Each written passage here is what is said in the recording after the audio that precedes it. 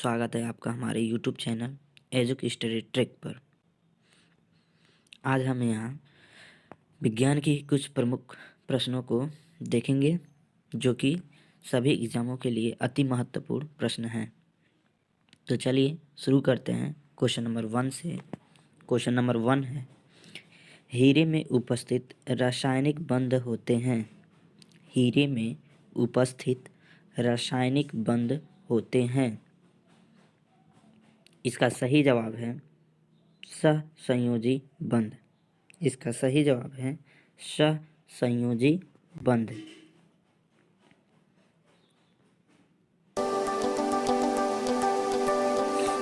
चलिए next question पे चलते हैं। यहाँ पे दोस्तों एक चीज़ आपको बता दें कि हमेशा जो भी बॉन्ड बनते हैं वो अगर देखा जाए तो जितने भी मेटल यानी कि धातु होते हैं तो मेटल के मध्य हमेशा याद रखिएगा, जितने भी मेटल होते हैं तो मेटल के मध्य हमेशा जो है कि आयनिक बंध बनते हैं। कौन सा बंध बनते हैं?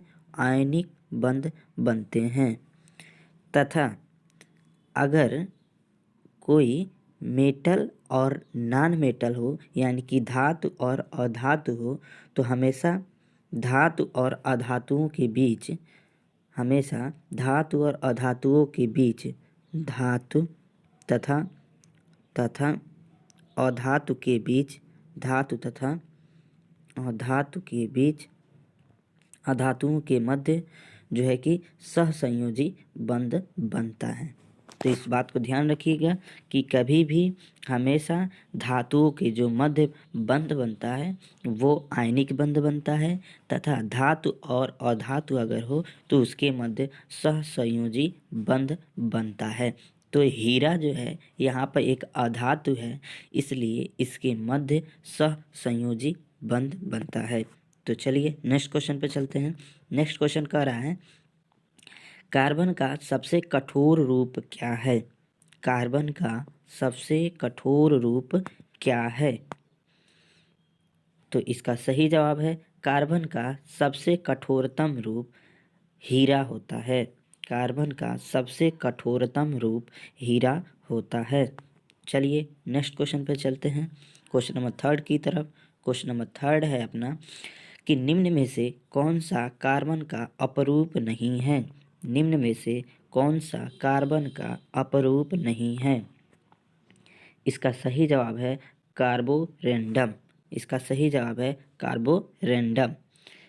देखिए दोस्तों, यहाँ पर ग्रेफाइट, डायमंड या कोयला, ये तीनों के तीनों कार्बन के अपरूप माने जाते हैं, लेकिन कार्बोरेंडम जो है कार्बन का अपरूप नहीं होता है। चलिए नेक्स्ट क्वेश्चन पे चलते हैं। नेक्स्ट क्वेश्चन आपका कहता है कि ग्रेफाइट का वह कौन सा गुण है जिसके कारण इसे इलेक्ट्रोड की तरह उपयोग किया जाता है? दोबारा सुनिएगा, ग्रेफाइट का वह कौन सा गुण है जिसके कारण इसे इलेक्ट्रोड की तरह उपयोग किया जाता है? इसका सही जवाब है ग्रेफाइट। यानी कि देखिए, ग्रेफाइट जो है कार्बन का एक अपरूप माना जाता है और कार्बन जो है एक अधातु है। कार्बन एक अधातु है और इसी अधातु का एक अपरूप है जिसको हम लोग ग्रेफाइट बोलते हैं। तो ग्रेफाइट कार्बन का अपरूप होने के बावजूद यह एक विद्युत का अच्छा सुचालक होता है, यानी कि इसके अंदर इलेक्ट्रिसिटी फ्लो आसानी से नॉर्मल वे में हो जाती है, इसलिए इसे जो है इलेक्ट्रोड की तरह उपयोग किया जाता है। इस बात को ध्यान रखिएगा कि कार्बन के जितने भी अपरूप पाए जाते हैं उनमें ग्रेफाइट इकलौता ऐसा अपरूप है जो इलेक्ट्रिसिटी का अच्छा कंडक्टर होता है। तो चलिए नेक्स्ट क्वेश्चन पर चलते हैं, क्वेश्चन नंबर 5 की तरफ। क्वेश्चन नंबर 5 कहता है कि कोयले के किस रूप में कार्बन की प्रतिशतता सबसे ज़्यादा होती है? कोयले के किस रूप में कार्बन की प्रतिशतता सबसे ज़्यादा होती है? देखिए दोस्तों, कार्बन की कोयले में जो भी कोयला होता है वो भी एक कार्बन का अपरूप ही होता है और कोयलों में इन जितने भी कोयले पाए जाते हैं उन सभी कोयलों में एंथ्रेसाइट कौन सा कोयला? एंथ्रेसाइट जो कोयला होता है उसमें कार्बन की प्रेजेंस जो होती है यानी कि उपस्थिति जो होती है वो सबसे ज़्यादा होती है। इस बात को आप ध्यान रखेंगे कि सबसे अच्छा अगर कोयला आपसे पूछा जाए तो आप एंथ्रेसाइट को जवाब देंगे। तो चलिए नेक्स्ट क्वेश्चन पे चलते हैं। नेक्स्ट क्वेश्चन, क्वेश्चन नंबर 6 क्या कहता है? क्वेश्चन नंबर 6 कह रहा है कि कोयले के किस रूप में कार्बन की प्रतिशतता सबसे कम होती है? कोयले के किस रूप में कार्बन की प्रतिशतता सबसे कम होती है? इसका सही जवाब है कि जो पीट प्रकार के जो कोयले पाए जाते हैं उनकी प्रतिशतता सबसे कम होती है। पीट प्रकार के कोयले की प्रतिशतता सबसे कम होती है। चलिए नेक्स्ट क्वेश्चन पे चलते हैं, क्वेश्चन नंबर 7 की तरफ। क्वेश्चन नंबर 7 है शुष्क बर्फ किसे कहते हैं? क्वेश्चन नंबर 7 है शुष्क बर्फ किसे कहते हैं? तो इसका सही जवाब है ठोस कार्बन डाइऑक्साइड यानी कि CO2। कार्बन डाइऑक्साइड, ठोस कार्बन डाइऑक्साइड को हम लोग शुष्क बर्फ कहते हैं। चलिए क्वेश्चन नंबर 8 की तरफ चलते हैं। क्वेश्चन नंबर 8 क्या कह रहा है इसको देखेंगे। निम्न में से कौन सी गैस चूने के पानी को दुधिया कर देती है? निम्न में से कौन सी गैस चूने की पानी को दुधिया कर देती है? तो इसका सही जवाब है कार्बन डाइऑक्साइड। इसका सही जवाब है कार्बन डाइऑक्साइड। देखिए दोस्तों, चूने का पानी यानी कि CaOH का होल ट्वाइस प्लस CO2 यानी कि अगर ऐसी अभिक्रिया हम कराएंगे जो कि CO2 के साथ चूने का जो पानी होता है वो क्रिया करके CO2 जो है कि चूने के पानी को दुधिया कर देता है। चलिए नेक्स्ट क्वेश्चन पे चलेंगे, क्वेश्चन नंबर 9 की तरफ। क्वेश्चन नंबर 9 है कार्बन किसमें घुलनशील यानी कि कार्बन घुलनशील होता है?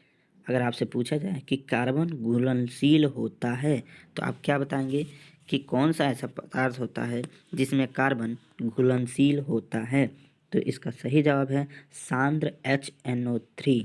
देखिए दोस्तों, यहाँ पे आपको एक चीज़ बता देंगे, दो वर्ड आते हैं बिलियन में, एक को हम लोग तनु बोलते हैं, एक को हम लोग सांद्र बोलते हैं। एक को हम लोग तनु बोलते हैं, एक को हम लोग सांद्र बोलते हैं। तो तनु का मतलब होता है जिस बिलियन में जो प्रतिशतता होती है वो कम होती है, और सांद्र का मतलब होता है यानी कि वो बिलियन गाढ़ा होगा, और तनु का मतलब वो बिलियन पतला होता है। पतला का मतलब उसमें प्रेजेंस जो होती है वो कम होती है। तो इसमें ये दो प्रकार के होते हैं, तनु और सांद्र। तो अगर कार्बन जो है सांद्र HNO3 में अगर घोलेंगे तो कार्बन घुल जाएगा। चलिए नेक्स्ट क्वेश्चन पे चलते हैं। क्वेश्चन नंबर 10 है ग्रेफाइट को अत्यधिक उच्च ताप तथा दाब पर गर्म करने पर यह परिवर्तित होता है। कहा जा रहा है कि जो कार्बन का अपरूप ग्रेफाइट होता है उसको अगर अत्यधिक टेम्परेचर और अत्यधिक दाब पर गर्म किया जाएगा तो यह किस में परिवर्तित हो जाएगा? तो इसका सही जवाब है हीरा, डायमंड। यानी कि अगर हम लोग ग्रेफाइट को अत्यधिक ताप और दाब पर गर्म करेंगे तो यह डायमंड यानी कि हीरे में परिवर्तित हो जाएगा। चलिए नेक्स्ट क्वेश्चन पे चलते हैं, क्वेश्चन नंबर 11 की तरफ। क्वेश्चन नंबर 11 कह रहा है कि सोडा भस्म है। यहाँ पर आपको रासायनिक नाम पूछा जा रहा है, सोडा भस्म किसको कहा जाता है? तो इसका सही जवाब है सोडियम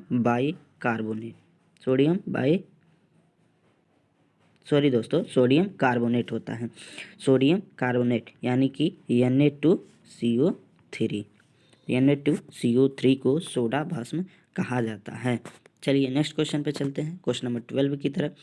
क्वेश्चन नंबर 12 है कार्बन का सबसे अभिक्रियाशील रूप होता है। कार्बन का सबसे अभिक्रियाशील रूप होता है। इसका सही जवाब है ग्रेफाइट। जैसे कि आपको पहले भी बताया मैंने कि कार्बन की जितने भी अपरूप वर्तमान में पाए जाते हैं उन सभी अपरूपों में ग्रेफाइट इकलौता अपरूप होता है जो इलेक्ट्रिसिटी का कंडक्टर होता है, यानी कि इलेक्ट्रिसिटी इसमें प्रवाहित किया जा सकता है। ठीक है, इस बात को आप ध्यान रखेंगे कि ग्रेफाइट इकलौता ऐसा होता है जो कि अब क्रियाशील होता है। चलिए नेक्स्ट क्वेश्चन पे चलते हैं, क्वेश्चन नंबर 13 की तरफ। कह रहा है कि ग्रेफाइट नाभिकीय रिएक्टर में प्रयुक्त किया जाता है। ग्रेफाइट नाभिकीय रिएक्टर में प्रयुक्त किया जाता है। देखिए दोस्तों, नाभिकीय रिएक्टर का मुख्यतः काम दो होता है। पहला काम विद्युत उत्पादन करना, दूसरा काम परमाणु बम यानी कि एटम बम बनाने में। तो नाभिकीय रिएक्टर जो बनाए जाते हैं उसमें भी ग्रेफाइट का यूज किया जाता है। वही पूछ रहा है कि उसका यूज किस रूप में किया जा रहा है। तो इसका सही जवाब है ग्रेफाइट का जो यूज होता है वो इलेक्ट्रॉनों के वेग को कम करने में। इसका सही जवाब है इलेक्ट्रॉनों के वेग को कम करने में। या आप इसके अलावा आप ये भी बोल सकते हैं कि जो ग्रेफाइट होता है उसका यूज नाभिकीय रिएक्टर में एज ए मंदक मतलब गति को कम करने में किया जाता है। तो चलिए नेक्स्ट क्वेश्चन पे चलते हैं, क्वेश्चन नंबर 14 की तरफ। क्वेश्चन नंबर 14 है, हीरे का कौन सा गुण इसे शीशे को काटने के लिए महत्वपूर्ण बनाता है। हीरे का कौन सा गुण इसे शीशे को काटने के लिए महत्वपूर्ण बनाता है। तो इसका सही जवाब है कठोर पदार्थ। चूँकि आपको पता होगा कि अब तक ज्ञात तत्वों में जितने भी अब तक ज्ञात तत्व हैं उनमें से दूसरा सबसे कठोर ये तत्व हीरा होता है, जो कि सबसे कठोर होता है। ठीक है, तो चलिए नेक्स्ट क्वेश्चन पे चलते हैं। हड्डियों के भंजक आसवन से मिलता है। हड्डियों के भंजक आसवन से मिलता है। इसका सही जवाब है काष्ठ चारकोल। सॉरी दोस्तों, इसका सही जवाब है अस्थि चारकोल। तो चलिए नेक्स्ट क्वेश्चन पे चलते हैं, क्वेश्चन नंबर 16 की तरफ। क्वेश्चन नंबर 16 का रहा है, विश्व को गर्म करने के लिए कौन सी गैस उत्तरदायी होती है। विश्व को गर्म करने के लिए कौन सी गैस उत्तरदायी है। इसका सही जवाब है कार्बन डाइऑक्साइड। इसका सही जवाब है कार्बन डाइऑक्साइड।